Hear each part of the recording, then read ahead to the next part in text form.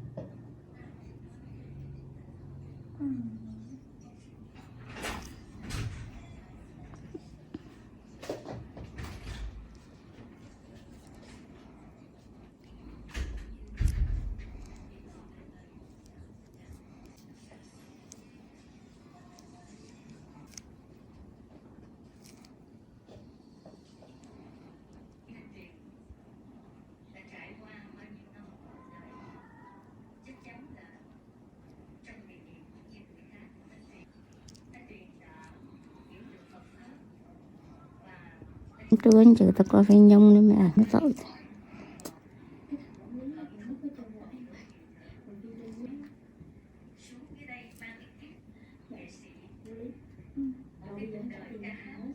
Cố gắng gì cả.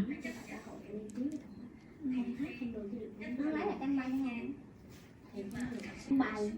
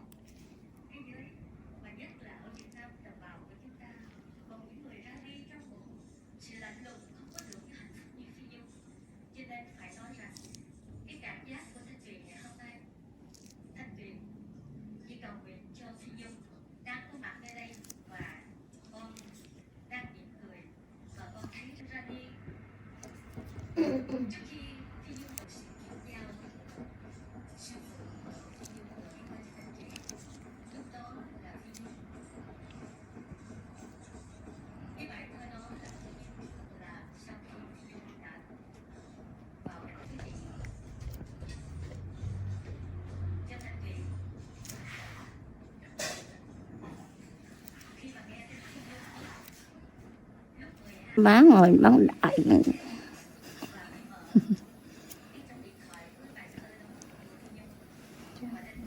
Không kịp, mình có người bệnh gì kìa.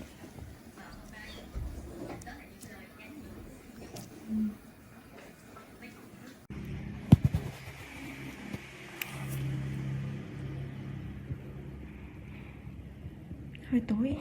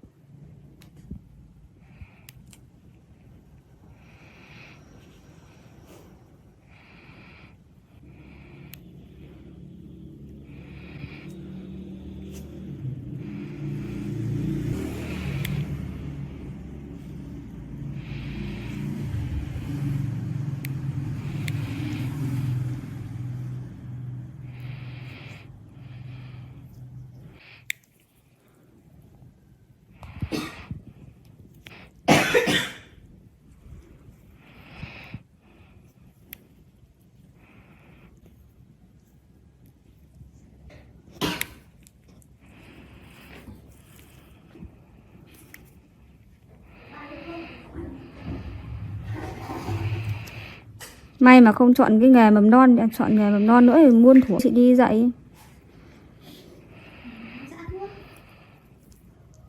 Mà lại bị chịu khó học hỏi đi. Mỗi ra nó cái này mình phải mạnh mà phải ấn được. Chưa?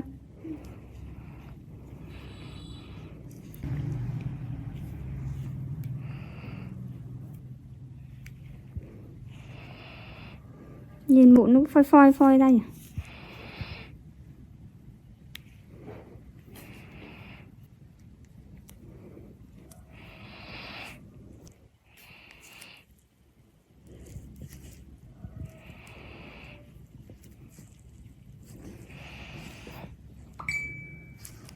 Suzuki step into a parallel universe. Next-gen V-Strom and SV spied with new engine platform. Suzuki's SV650 family, including the V-Strom 650, is one of the most successful and long-lived of modern middleweights, dating way back to 1999, but these spy shots reveal an all-new successor is coming. Spotted undergoing testing in mainland Europe, the shots reveal two models, a naked, SV-type roadster and V-Strom adventure bike, both using the same all-new engine platform. The much-loved old 645 cubic centimeters V-twin of the current SV and V-Strom has finally bitten the dust and has been replaced by an all-new twin, but now not in a V configuration but in the parallel twin layout, which now dominates the category with the Yamaha MT-07 family, KTM 790 and 890 Dukes and Adventures, the Aprilia RS 660 and Tuono 660, and even Honda's expected new 750 Transalp. Exact capacity of the new engine is not yet known, although 800 cubic centimeters seems most likely. It'll also be fuel-injected and ECU-controlled and is expected to offer riding modes plus other electronic aids. The new engine also means an all-new chassis. Although the exact frame type can't be discerned from these pictures, it is likely to be a tubular steel trellis, mostly for cost reasons. A matching tubular steel rear subframe can be seen. The monoshock-operated swing arm is in cast aluminium while both models have beefy inverted forks and multifunction LCD, not TFT, digital displays. But that is where the similarities between the two end. The SV replacement has 17 inches cast alloy wheels, twin Nissan radial brakes, a stubby, underslung exhaust and all-new bodywork with styling, particularly at the front with a new headlamp cowling housing 2 stacked LEDs, clearly inspired by Suzuki's recent GSX-S 1000. The Adventure V-Strom version has 19/17-inch off-road style wire wheels, more basic brakes, a higher exhaust, for off-road clearance, bash plate and bodywork and styling influenced by the current model, albeit also with the new stacked headlights. Although disguised, the two bikes look largely finished, suggesting they will be unveiled at the EICMA show in November as 2023 models. Suzuki's new parallel twin models in detail. Parallel lives, out goes the old, much-loved, 645 cubic centimeters V-twin, and comes an all-new, more conventional parallel twin, similar to that of the MT-07 and other rivals. Sassy chassis. The new frame is likely to be tubular steel trellis, while suspension and brakes comprise beefy USDs and a mix of radial and conventional Nissans. GSX-S styling. SV Roadster replacement may get the GSX-S name. It's no longer a V-twin and has styling clearly derived from the GSX-S 1000. It's stacked. Both models have twin, stacked LED headlights which also debuted on the GSX-S 1000 and are a Suzuki signature. Phil West. By Phil West. You may also like Moto Guzzi V100 Mandello, 2023 on Review. Author Michael Neves. Published October 24, 2022.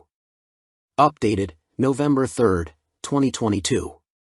Moto Guzzi's new V100 is no thrown-together parts-bin special. New from the ground up, it's beautifully crafted with design cues from Guzzi's glittering history. Slits in its side panels mimic their 1976 Sierra Leonean Leon's Mans 850 and the top fairing tips a hat to the 81 Le Mans 853. It's evocative stuff, right down to the V100 Mandello's name that pays tribute to at home and a celebration of Guzzi's 100th birthday in 2021. But it's anything but a misty-eyed, two-wheeled reminisce. It's thoroughly modern with a tasteful color dash and lean-sensitive rider aids. Go for the 15,750 pound S model and you get extra goodies like semi-active Olean's Smart EC 2.0 semi-active suspension and an up/down quick shifter, too. In terms of elegance and detailing, the Guzzi puts its sports touring rivals in the shade, but what is the competition? The Kawasaki Ninja 1000 SX, Suzuki GSX-S 1000 GT, and BMW R1250 RS are obvious rivals, but in the flesh, it looks like a lowrider Yamaha Tracer 9, or Honda Northern Territory 1100. The Moto Guzzi's upright riding position even has shades of Aprilia Tuono V4 about it, which is no surprise as they're both developed by Piaggio at their Noali factory near Venice. Technically, the Mandello is a different beast to any previous Guzzi. Not only is it fitted with electronics that wouldn't look out of place on a superbike and a new engine, it's also the first production bike to have adaptive aerodynamics, although their effect is minimal. Flappy wings aside, Moto Guzzi has created a tasteful sports tourer that's neither bland nor shouty and offers the perfect mix of comfort, sportiness, tech and character. It's pricey, but the V100 Mandello is well made with great attention to detail and feels like a machine that's come from the heart rather than just a model produced to fill a gap in a model range. It's like nothing else around, which is all part of its appeal, and you never get the sense, either by riding or looking at it, that any corners were cut during its journey from design sketch to showroom floor. Ride quality and brakes. Next up, engine. 4 out of 5. April 5th. Although the Mandello might look chunky in pictures with its bold styling, larger-than-life powertrain and chunky exhausts, it sits surprising low. Shorter riders will feel immediately confident being able to get feet flat on the floor, and if the standard 815mm seat height is still too lofty, there's a low accessory seat available. The riding position itself is nigh on perfect. Pegs are sporty without cramping knees. Even for 6-footers like me, a higher accessory seat is available for even more legroom, and its tall bars are placed naturally towards the rider so there's no awkward stretch or excess pressure on your wrists. The seat is comfy and scalloped at the rear to hold you in under acceleration. The screen offers decent wind protection, and with its injection system inside the V of the engine, now that the cylinder heads have been turned round 90 degrees, there's lots more knee room. Ride quality on this semi-active Olanes-clad S model is as plush or sporty as you want it to be, depending on the riding mode you choose, and there's a handy remote rear preload adjuster to twiddle for carrying heavy loads. With its shorter engine, the Mandello is sportier and more agile than previous Guzzis, and thanks to its long swing arm and low pivot point, there's little up/down shaft drive pitching on and off the throttle. Yes, you can feel the back end rise and fall when you ride aggressively, but like the engine's rocking, it's a slight movement and a sensation that quickly melts into the background. But what feeling you lose with a chain you gain with the clean, maintenance-free convenience of that shaft, which is especially useful on a big tour. Tipping the scales at just 136 kilograms, CCM's new Heritage 71T is incredibly light. Pull it off its suicide side stand and it feels more like one of those fat-tired electric bikes between your legs than a motorcycle. That's until you thumb the starter and its snarling 600 cubic centimeters motor barks into life. It's a two-wheel riot of carbon fiber and billet aluminium, but the Heritage 71T is also the first production bike to be built using a titanium frame and swing arm. It's why it's so light, and costs a whopping £29,995. CCM have been innovating with chassis tech since they were formed in 1971, by the man who was the C in CCM, Clues Competition Motorcycles off-road aficionado, Alan Clues. The Bolton factory produced the world's first aluminium trials bike, first aluminium bonded chassis, and former 500 cubic centimeters GP star Neil Mackenzie won British championships on their Armstrong Badge 350. Based on their popular handmade Spitfire and built to celebrate the firm's 50th anniversary, but delayed by COVID for a year, only 71 Heritage 71T models will be produced. Its minimalist design might look sparse, but the detailing, fit and finish are MotoGP levels of special. A sub-10 Grand Cafe racer from any of the mainstream manufacturers would be just as enjoyable to ride, so if you haven't got a spare 30 grand knocking around, don't worry, you're not missing out. But the CCM will be worth it to the person with deep pockets and an appreciation of the engineering poured into it.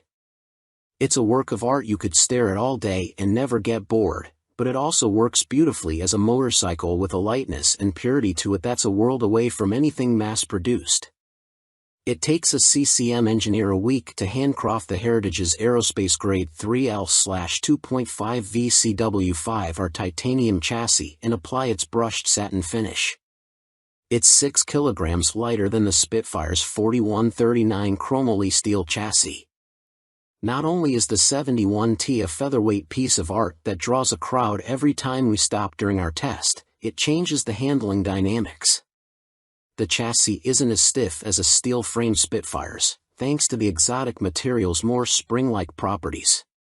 but the CCM is still pure, direct, and there's none of the mush you feel riding a built-down to a production bike with heavy components, sound deadening and vibe protection.